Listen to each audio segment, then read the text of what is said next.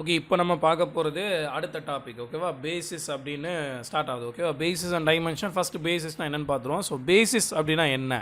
A linearly independent subset S of a vector space V which spans the whole space V is called basis of the vector space. அதாவது நம்ம already ஒரு example பார்த்துருக்கோம். அதாவது LFS, இந்த ஒரு நிமிஷம், இந்த எல்எஃப்எஸ் இப்போ எஸ்ஸுங்கிற ஒரு செட் எடுக்கிறோம். ஓகேவா, அந்த எஸ்ஸுக்கு நம்ம எல்எஃப்எஸ் எடுக்கிறோம். ஸோ எல்எஃப்எஸ் எடுக்கும்போது டோட்டல் வெக்டர் ஸ்பேஸும் வர்ற மாதிரி எக்ஸாம்பிள்ஸ் பார்த்துருக்கோம். ஓகேவா, ஸோ அதை பேஸ் பண்ணி தான் இந்த டெஃபினிஷன் இருக்குது. ஸோ ஒரு செட்டு எஸ்ன்னு எடுக்கிறேன், அது வந்து subset of vector space V. அந்த செட்டுக்கு நான் வந்து எல்எஃப்எஸ் பார்க்குறேன், அதான் which spans the holes. LFS பார்க்குறேன். ஸோ இது வந்து வி டோட்டல் வெக்டர் ஸ்பேஸ் வந்துடுது. அதனால தான் இப்படி எழுதியிருக்காங்க. எ லீனியர்லி இண்டிபெண்டன்ஸ், அதாவது subset S of vector space V which spans the whole space. Which spans the whole space அப்படின்னா என்ன அர்த்தம்னா எல்எஃப்எஸ் ஈக்குவல் டு அந்த வெக்டர் ஸ்பேஸே வந்துடுது அப்படின்னு அர்த்தம். அப்படியும் வருது. ப்ளஸ் இந்த நம்ம சூஸ் பண்ண இந்த செட்டு எஸ்ஸுங்கிற செட்டு லீனியர்லி இண்டிபெண்ட்டாக இருக்குது அப்படின்னா அந்த செட் எஸ்ஸை என்னன்னு சொல்லுவோம்? வெக்டர் ஸ்பேஸுக்கு பேசிஸ் அப்படின்னு சொல்லுவோம். ஓகேவா, ஸோ பேசிஸ் அப்படின்னா என்ன அர்த்தம்? ரெண்டு விஷயம், முக்கியமான விஷயம் இருக்கணும். நீ சூஸ் பண்ணுற அந்த செட்டு லீனியர்லி இண்டிபெண்டன்ட் செட்டாக இருக்கணும் and which spans the whole space V, that is LFS equal to V வரும். ஓகே, இது முக்கியமான விஷயம், இதை மைண்டில் வச்சுக்கோங்க. ரெண்டு விஷயம், linearly independent which spans the whole space V, that is LFS equal to V. இந்த ரெண்டு பாயிண்ட் இருந்தால் மட்டும்தான் அந்த செட்டை நீங்கள் என்னன்னு சொல்ல முடியும்? பேசிஸ் அப்படின்னு சொல்ல முடியும். ஸோ அதுக்கு எக்ஸாம்பிள் போகிறோம்.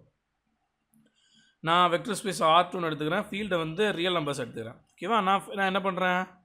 ஒரு சப்செட் எடுத்துக்கிறேன். 1,0, 0,1 belongs to R2. Okay, belongs to R2. So இது லீனியர்லி இண்டிபெண்டன்ட் செட்டு. ஓகேவா, ஸோ லீனியர்லி இண்டிபெண்டன்ட் செட் என்ன அர்த்தம்? ஸோ ஃபீல்டுலேருந்து ரெண்டு எலமெண்ட் எடுக்கிறோம், ஆல்ஃபா கமா பீட்டா. ஏன்னா இங்கே ரெண்டுங்கிறதுனால ரெண்டு எலமெண்ட் எடுக்கிறேன். ஸோ நமக்கு ஃபீல்டு வந்து இங்கே R தான். ஸோ இப்போ alpha into 1,0 plus beta into 1,0 equal to 0 போடணும் முதல்ல. ஓகேவா, இந்த கண்டிஷன் அப்படி 0 போட்டிங்கன்னா இம்ப்ளைஸ் கடைசியில் ப்ரொசீட் பண்ணும்போது உனக்கு alpha equal to beta equal to 0 வந்துடும். பிகாஸ் லீனியர்லி இண்டிபெண்டன்ட் செட்டுங்கிறதுனால 0 வந்துடும். அண்டு இப்போ ஸ்பேன் பண்ணதான்னு பார்க்கணும். ஓகேவா, ஸ்பேனிங் செட் பார்க்கணும். ஸோ அப்போ அதுக்கும் அதே ரெண்டு எலமெண்ட் ஃபீல்ட்லேருந்து எடுக்கணும். ஸோ எடுத்து alpha into 1,0 plus beta into 0,1. So இதை வந்து உள்ளே மல்டிப்ளை பண்ணி கூட்டி பார்த்தீங்கன்னா, ஆட் பண்ணி பார்த்தீங்கன்னா கடைசியில் ஆல்ஃபா கமா பீட்டான்னு வந்துடும். ஸோ இந்த ஆல்ஃபா கமா பீட்டா எங்கே இருக்குது? பிலாங்ஸ் டு ஆரில் இருக்குது. ஸோ டோட்டல் ஆர் ஃபுல்லாக வந்துடுது. ஸோ அதனால் பேர் ஆஃப் எலமெண்ட்ஸாக இருக்கிறனால அது R2 வந்துடும். நமக்கு R2 தான் வெக்டர் ஸ்பேஸ், ஹோல் ஸ்பேஸ் வந்துடுது. அப்போ இது linearly independent set which spans V, that is LFS equal to என்ன வருது? எனக்கு வி வருது. இது வந்து ஈக்குவல் டு எல்எஃப்எஸ். ஓகேவா, எல்எஃப்எஸ் இது. ஸோ எல்எஃப்எஸ் ஈக்குவல் டு எனக்கு என்ன வந்துடுது? டோட்டல் வெக்டர் ஸ்பேஸ் வந்துடுது. அதனால் இது என்னது? இது பேசிஸ். ஓகேவா, இது பேசிஸ். அதுக்கப்புறம் ரியல் நம்பரே எடுத்துக்கிறேன், வெறும் ரியல் நம்பர் வெக்டர் ஸ்பேஸாக எடுத்துக்கிறேன், ஃபீல்டும் ரியல் நம்பராக எடுத்துக்கிறேன். அப்போ நான் செட் எஸ்ஸை 1ன்னு எடுத்துக்கிறேன், சிங்கிள்டன் 1ன்னு எடுத்துக்கிறேன். ஓகேவா, ஸோ இது லீனியர் காம்பினேஷன். இது வந்து 1 ஈக்குவல் டு 0ன்னு கொண்டு வரணும்னா sum alpha into 1 equal to 0 கொண்டு வரணும்னா அப்போ ஆல்ஃபா என்னவாக தான் இருக்க முடியும்? 0வாக தான் இருக்க முடியும். அதனால் லீனியர்லி இண்டிபெண்டன்ட் செட்டு.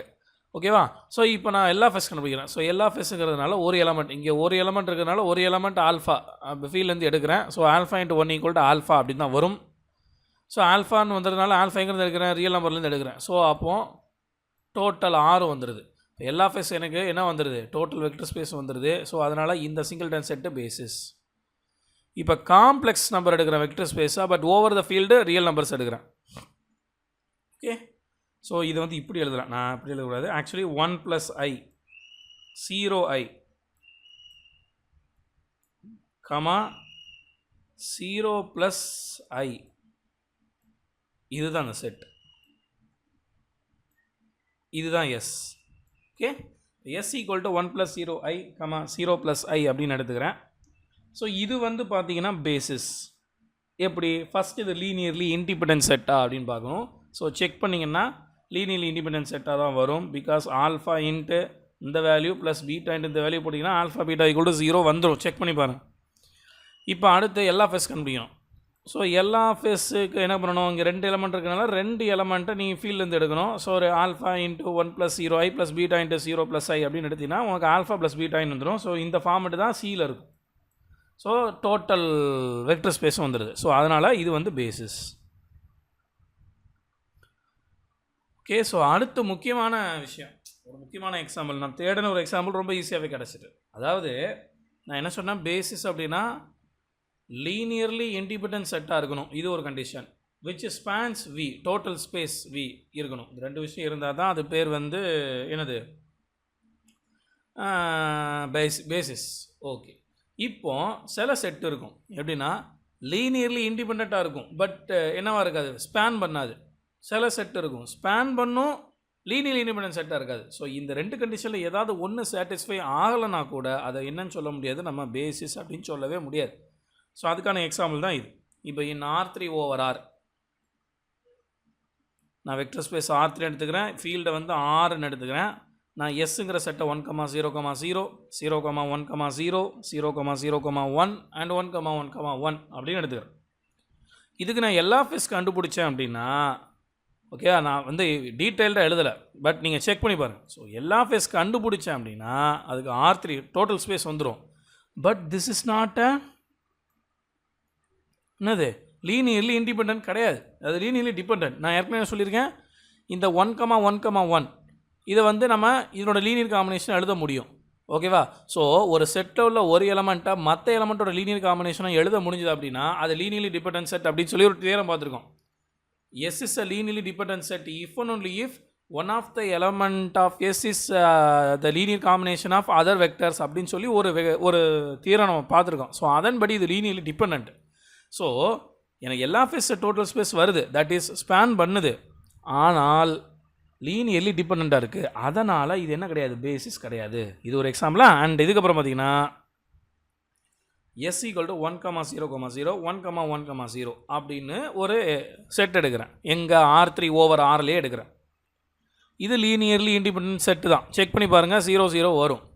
பட் என்ன வராது, ஸ்பேனிங் வராது, டோட்டல் செட் வராது. எப்படின்னா இப்போ எல்லா ஃபேஸ் கண்டுபிடிக்கிறேன். இப்போ எல்லா ஃபேஸ் வேணும்னா இங்கே 2 எலமெண்ட் இருக்கிறதுனால 2 எலமெண்ட்டாக ஃபீல்ட்லேருந்து எடுக்கிறேன். அப்போ alpha into 1,0,0 + beta into 1,1,0. Okay, so இங்கே கண்டுபிடிக்கிறேன் எல்லா ஃபேஸ். சாரி, இங்கே நான் ஆல்ரெடி இது வந்து லீனியர்லி இண்டிபெண்ட்டுக்கு நானே கண்டுபிடிச்சி வச்சுருக்கேன். சரிங்களா, நான் கவனிக்கல. ஓகே, இப்போ பட் எல்லா ஃபேஸ் கண்டுபிடிக்கிறேன். ஸோ எல்லா ஃபேஸ் நான் கண்டுபிடிக்கும் போது இதே ப்ரொசீஜர் தான். ஸோ இதே ப்ரொசீஜரை நான் வந்து உள்ளே மல்டிப்ளை பண்ணி ஆட் பண்ணும்போது எனக்கு கடைசியில் ஆல்ஃபா, பீட்டா, 0 அப்படின்னு கிடைக்குது. ஸோ இது வந்து டோட்டல் ஸ்பேஸ் கிடையாது. ஓகேவா, சப்ஸ்பேஸ் தான் இது. ஸோ அது R3 கிடையாது. ஸோ அதனால் இது பேசிஸ் கிடையாது. ஓகே, ஸோ நான் வேறு எதுவுமே எனக்கு சொல்லலை. அதாவது வெறும் டெஃபினேஷன் அண்ட் எக்ஸாம்பிள்ஸ், தெளிவான எக்ஸாம்பிள்ஸ் சொல்லியிருக்கிறேன். சரிங்களா, ஸோ இது போதும்.